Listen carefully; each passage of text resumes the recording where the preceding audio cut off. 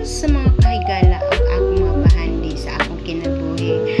Dinaliwat ako usa po ako magba-vlog at ipakita for today's video ang atin pong paglalakbay from Tacloban tikadto MacArthur Leyte.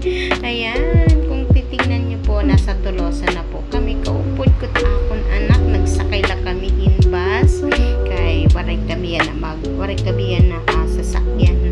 So ayan, nandito kami ngayon sa may Tolosa, no?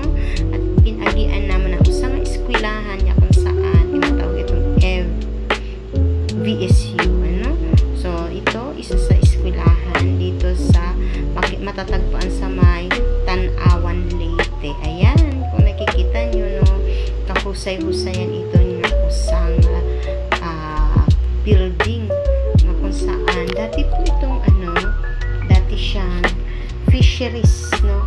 Pero yan na eskwelahan niya at tinawag yung VSU, Visayas State University. So ayan, mga kabahandi o mga kahigalahan, tuloy-tuloy tayo, papunta tayo sa may Tolosa. Ayan. So tuloy lang po, tuloy-tuloy na tayo sa may Tolosa. Itong pagkakataon na ito, napakasarap, napaka-refreshing na mga tanawin. Kaya sa lahat ng mga gustong naglalakbay at para makita niyo po ang mga tanawin po habang kayo po'y naglalakbay, ali naliwat ang mga some pictures and videos na gusto ko ipakita inyo. Ayan.